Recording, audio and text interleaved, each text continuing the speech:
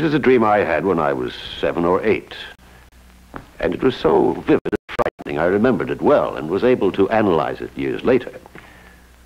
Even during the dream, I recognized my mother's bed. But those birds, what were they? What did they mean?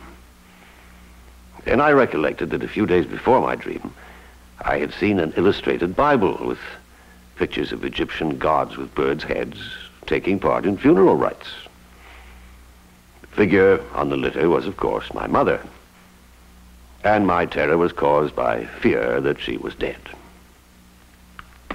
It seems obvious, does it not? A simple fear of my mother's death. But this is only what I call the manifest meaning of the dream, the surface meaning. Even while we dream, our senses are at work disguising the true and forbidden meanings of our dreams. When I dug deeper, I found that the image on the litter was a memory of my dying grandfather. Grandfather? So perhaps I had placed my father on that funeral litter. And those birds had another meaning. A few days before my dream, I had been playing with Philip, a neighbor's boy. He was talking about sexual intercourse, and he used a vulgar term unknown to me. It was Vögeln in German. And it came directly from the German word for bird, Vogel. The forbidden meaning of the dream was revealed, the latent meaning, the hidden meaning censored by the conscious part of my dreaming mind. The anxiety disguised by the dream was sexual anxiety.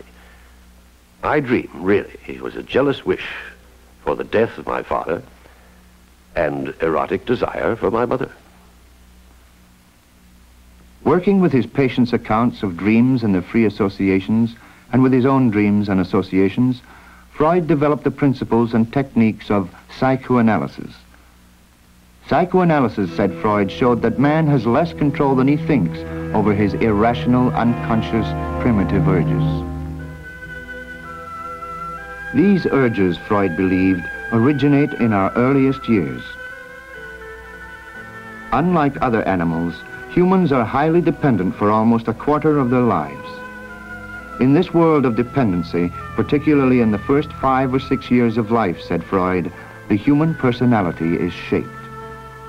The child is psychologically the father of the man. Before Freud, it was seldom thought that a child could have real emotions, like an adult. Childhood was thought of as carefree, innocent, and happy. Freud drew another picture, an infant world that pulses with feelings. Brothers and sisters are resentful of the newcomer. Parents, consciously or unconsciously, may not want the child.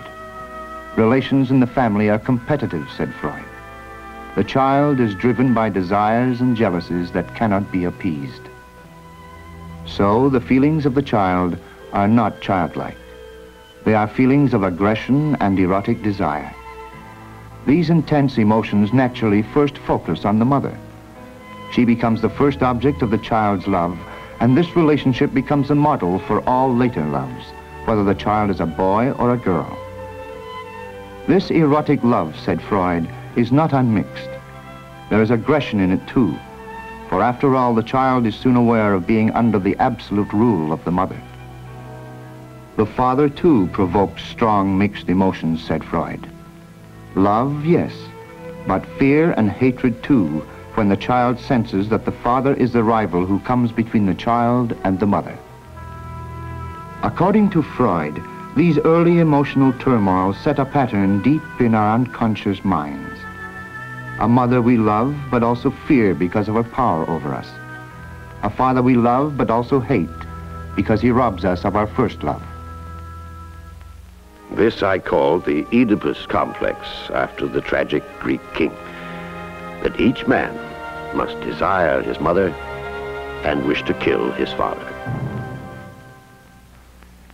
It was not until he was almost 50 that Freud was finally given the rank of professor, an appointment that required the approval of the Austrian emperor. Professorships seldom went to Jews or to radical thinkers.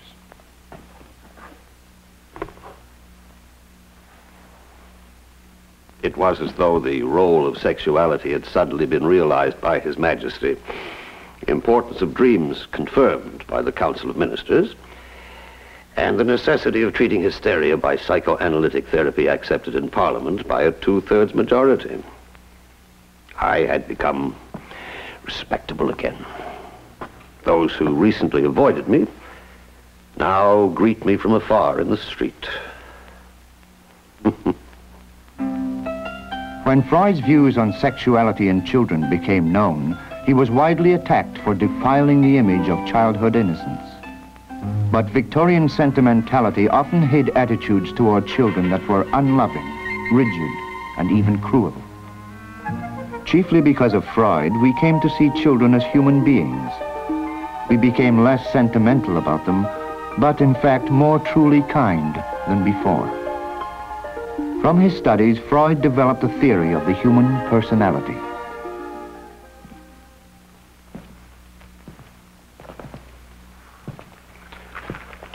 This is what I've discovered.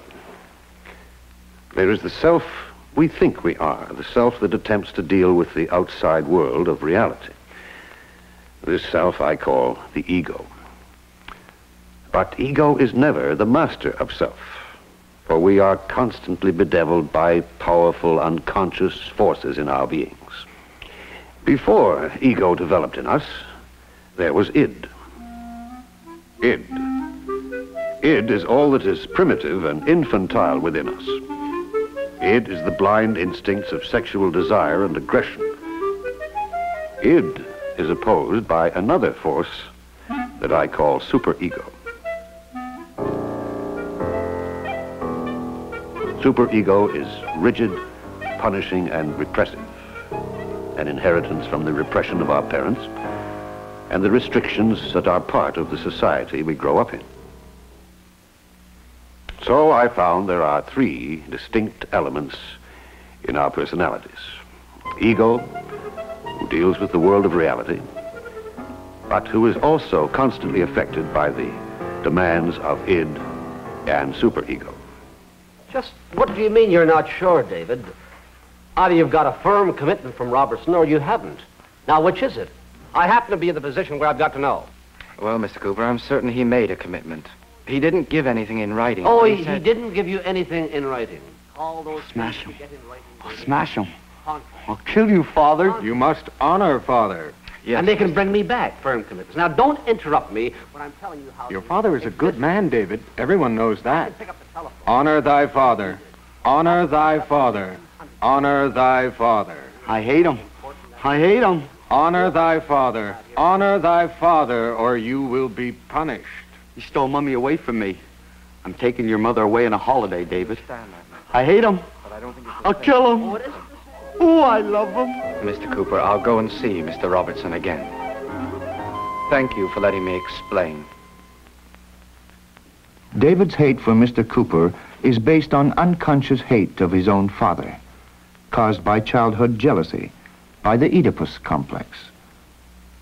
Freud said that without insight into these dark forces, we are doomed to play out our lives in an endless dramatization of our childhood relations with our parents.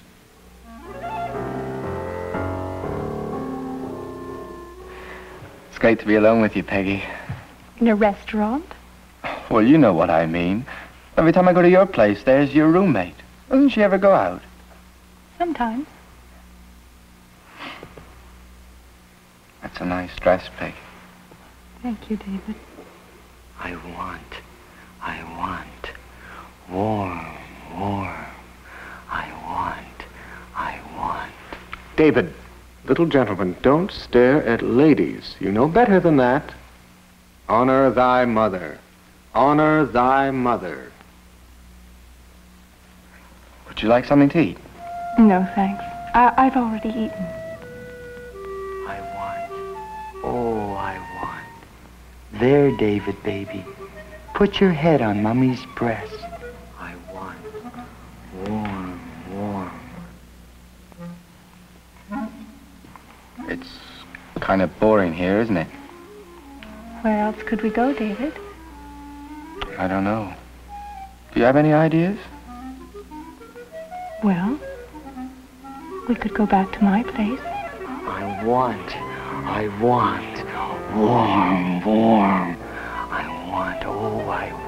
Honor thy mother. Honor thy mother. David? David, what are you doing down in the basement with your sister? Yeah, let's go. But you're sure it's all right? I mean, you're sure your roommate's out? Yes. Our childhood relations with our parents, said Freud, govern all our later affections and often fill them with anxiety. David obviously has little sense of his own identity. Ego's job is to meet the conflicting demands of reality, id, and superego, and still preserve its own true identity.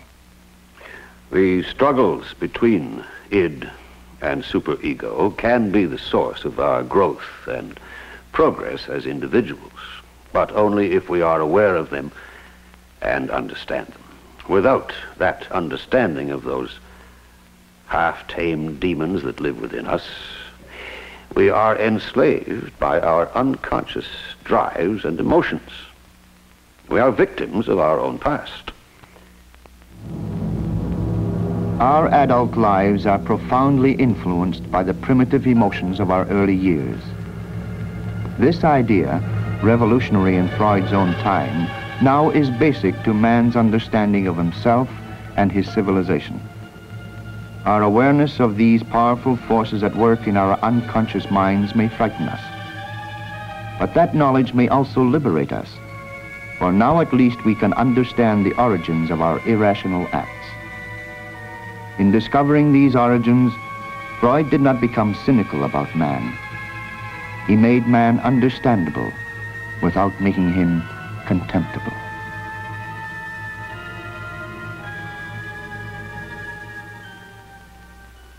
I have no consolation to offer, and very little hope. I offer only a limited sort of freedom. Freedom from illusion and from infantile attachments to the past.